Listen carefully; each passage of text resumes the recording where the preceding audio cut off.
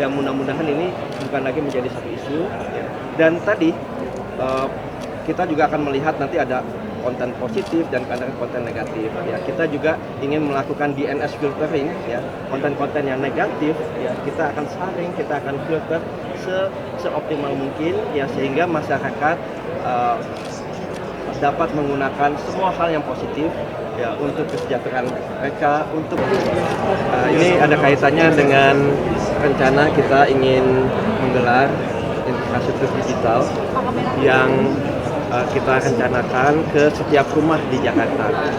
Kemarin kita sudah melihat bahwa untuk jaringan tidak ada masalah.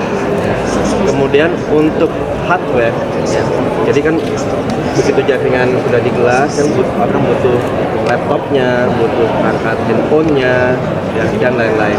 Nah, itu juga sudah dibahas, ya, dengan Aptinas. Dan sekarang begitu sudah ada hardware, sudah ada jaringan, ini kan kita butuh keamanan, ya, keamanan dari data-data, ya, yang nanti akan trafficnya, ya, lalu lintas itu akan sangat banyak, ya. Dan kita cukup bangga, ya, tadi melihat apa yang ada di dalam pameran ini, ya, pameran ini mengenai cyber security, ya, keamanan di dalam dunia maya. Tadi terlihat bahwa sudah ada banyak perusahaan-perusahaan anak bangsa yang bisa menyediakan jasa keamanan ini. Karena biar bagaimanapun, ya, kalau kita masih bergantung ke asing, apapun bentuknya, entah itu perangkatnya, jaringannya, platformnya, dan aplikasi, andaikan kita masih bergantung ke asing, artinya security kita nggak terjamin. Ya, kalau kita misalnya nih punya, ini teman-teman punya email, ya, nah emailnya yang menyediakan asing, kita punya password, ya, mereka bisa tahu password yang ada, gitu. Mau apapun kita ganti, ya, karena yang menyediakan asing, ya, mereka akan tahu. Nah, justru itu kita ingin bahwa anak bangsa ini bisa menyediakan itu, sehingga ketahanan bangsa, kedaulatan bangsa juga akan tetap terjaga. Nah, kita memikirkan itu. Nanti kita juga akan melihat bagaimana kesiapan dari pelatihan-pelatihannya. Ya, begitu sudah aman, ya, tentunya bagaimana warga Jakarta juga bisa memiliki literasi digital, termasuk literasi digital untuk keamanan, ya, karena keamanan ini sangat penting, ya. Misalnya contohnya ada virusnya, gitu ya, kemudian ada phishing, jadi dia bisa memantau kita apa yang kita input dan lain-lain. Ini kan sangat berbahaya, apalagi nanti kita ingin membantu UMKM, di situ ada transaksi, ya, transaksi digital di situ. Nah, ini bagaimana pengamanannya, ya. Nanti juga kita ingin melihat di sini kalau ada hal-hal terkait dengan blockchain, ya, teknologi, dan kalau itu bisa dijalankan, kita mengharapkan transparansi itu bisa diimplementasikan, korupsi bisa diredam, kemudian juga partisipasi publik, ya. Jadi kalau ada hal-hal yang sifatnya keluhan dari masyarakat, mereka bisa langsung dari rumah, ya, memberikan keluhan-keluhan itu kepada kami, ya. Jadi interaksi antara kami dengan para warga itu semakin kuat, ya. Bahkan dengan infrastruktur digital kita bisa melakukan proaktif, jadi kita bukan reaktif lagi, tapi proaktif mengetahui masalahnya dan kita berikan solusi kepada mereka, ya. Jadi ini langkah-langkah yang kita anggap, ya, investasinya kecil, jauh lebih mudah, tetapi impact-nya itu cukup besar, ya.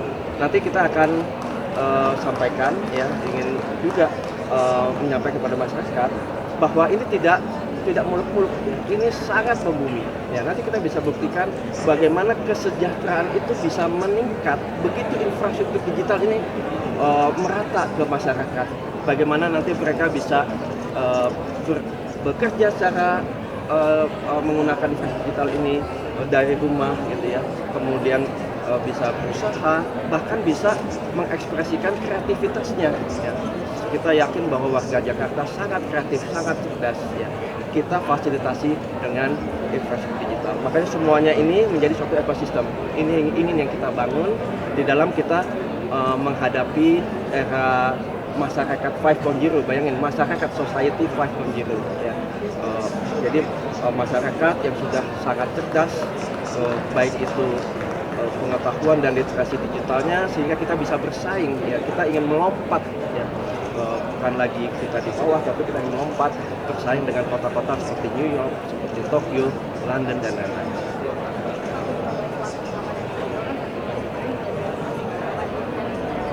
Betul. Betul. Jadi internet mandiri, semua tadi ya, semua mulai dari perangkat, jaringan, platform dan aplikasi ya, kita ingin itu bisa mandiri ya. Kita tidak bergantung lagi kepada asing. Sehingga keamanan data-data daripada warga Jakarta itu bisa dipertahankan.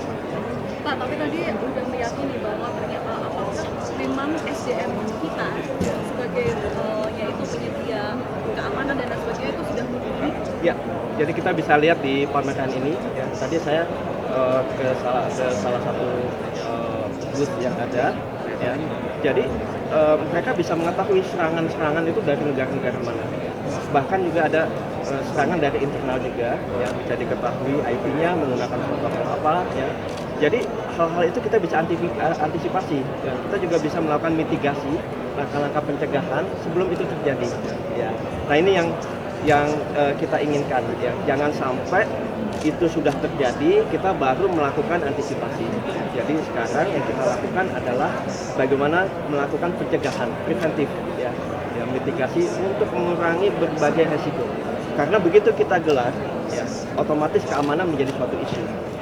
Dan dengan internet mandiri, jadi dalam arti internet yang dibuat oleh anak bangsa, ya, maka kita mengharapkan masalah keamanan ini ya bisa diredam, ya, bahkan yang mudah-mudahan ini bukan lagi menjadi satu isu ya.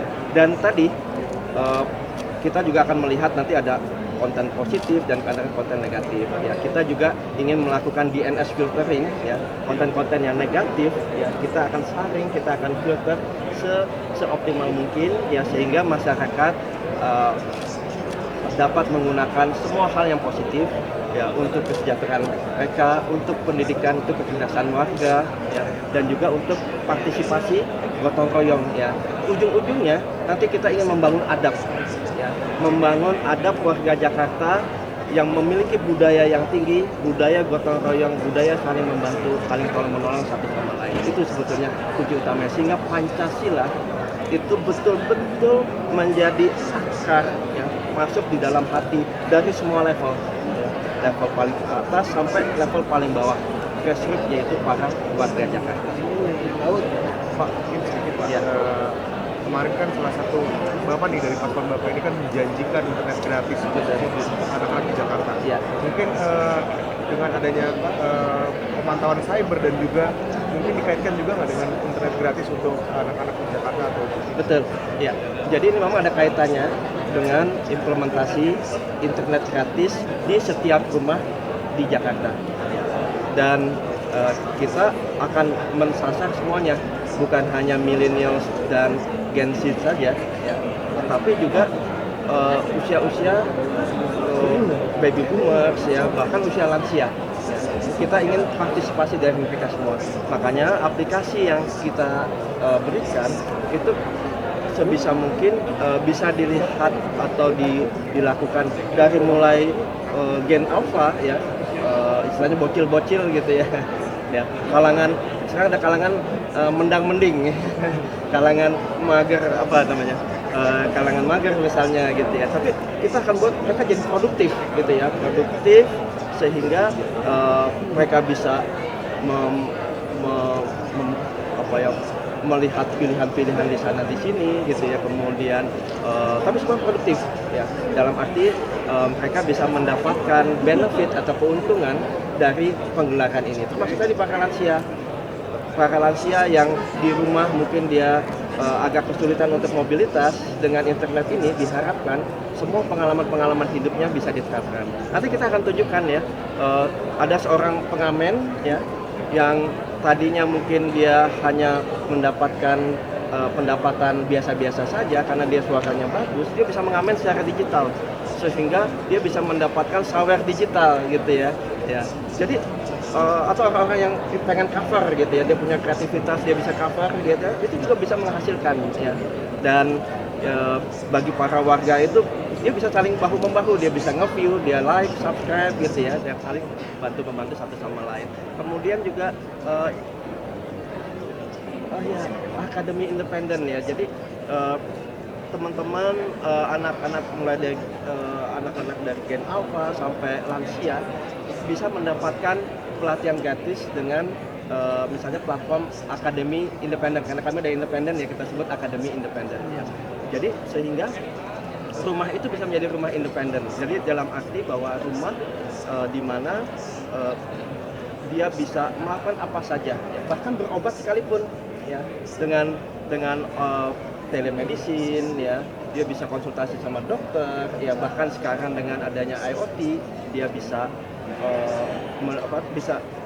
sistem bisa mendeteksi seluruh tubuhnya ya, kapasitas kesehatan tubuhnya, sehingga ada alert-alert atau informasi notifikasi yang menyatakan oh Anda ini potensi stroke, Anda ini potensi gagal jantung gitu kan. Jadi semuanya itu nanti kita namakan itu preventive medicine ya, preventive treatment. Jadi melakukan treatment untuk pencegahan sehingga diharapkan nanti orang-orang bisa sehat.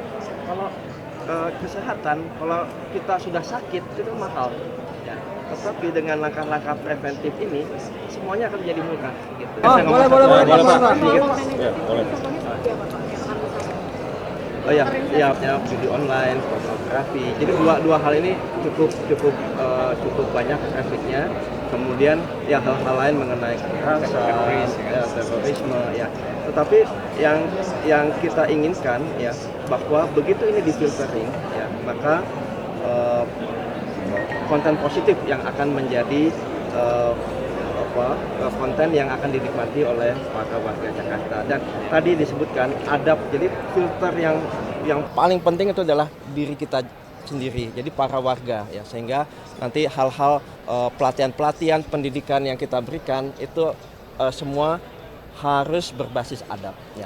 Saya ada satu hal ya, ke depan ini itu ada namanya the new world of work ya, the future of work, jadi masa depan kerja ya, yang semuanya nanti sudah rata-rata itu berbasis digital, berbasis AI, tadi disebutkan berbasis robotik ya, dan lain-lain.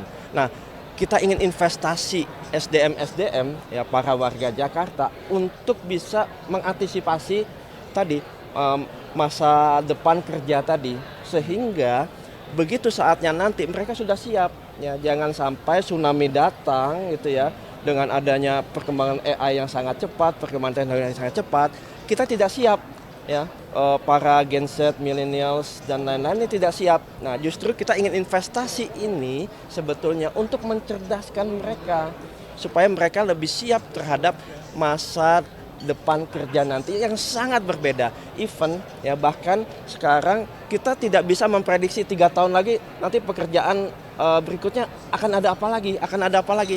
Kita sulit memprediksi itu karena kecepatan perkembangan teknologi yang sudah sangat cepat. Bahkan juga kekhawatiran bahwa AI ini bisa menggantikan manusia di dalam setiap pekerjaan. Nah, itu kita nggak mau. Ya, kita clear bahwa kita nggak mau. AI hanya sebagai membantu, alat bantu manusia untuk bisa lebih efektif, bukan menggantikan. Dan di sini pentingnya adab itu tujuannya apa? Kita selalu menganggap bahwa AI ini jauh lebih hebat dari manusia. Saya tekankan sekali lagi bahwa manusia itu makhluk sempurna, sangat luar biasa ya. Kemampuan kita jauh lebih tinggi daripada AI. Nah, tetapi kita saat ini seperti terhipnotis ya. Justru itu saya melihat ya, bagaimana untuk bisa bahwa kita lebih hebat dari mereka. Nah, pentingnya adab itu nanti bisa kebuka semua. Begitu kita sudah menjalankan adab tadi ya, maka ini mulai terbuka bahwa oh ternyata manusia ini kemampuannya lebih dahsyat daripada apa yang kita kira. Nanti mungkin hal berikutnya nanti saya akan jelaskan mengenai itu. Begitu. Internet gratis yang paling mungkin itu kecepatannya berapa Pak? Emang kalau dengan melihat keamanan dan Iya. teknologi yang ada di sini. Ya, kami melihat bahwa 100 Mbps ini sudah pantas lah, sudah cukup untuk saat ini ya. Walaupun nanti di dalam perkembangan begitu konten nanti kan ada konten, ada yang multimedia, sekarang ada konten yang 360 degree gitu kan. Itu tentunya membutuhkan kecepatan yang lebih tinggi lagi. Tapi untuk standar sekarang 100 Mbps itu sudah cukup bagi rumah yang punya 1 KK, 2 KK, sampai mungkin 10 KK, ya itu masih sebetulnya masih sangat wajar, ya sangat beralasan. Ya. Dan tadi bagi mereka yang ingin 1 Gbps silahkan gitu, ya. Tetapi minimum setiap warga harus punya 100 mega, ya. Sehingga dia sudah bisa tadi misalnya dia mau melakukan apapun, ya multimedia itu sudah bisa berjalan. Itu batas minimalnya, seperti itu. Ya.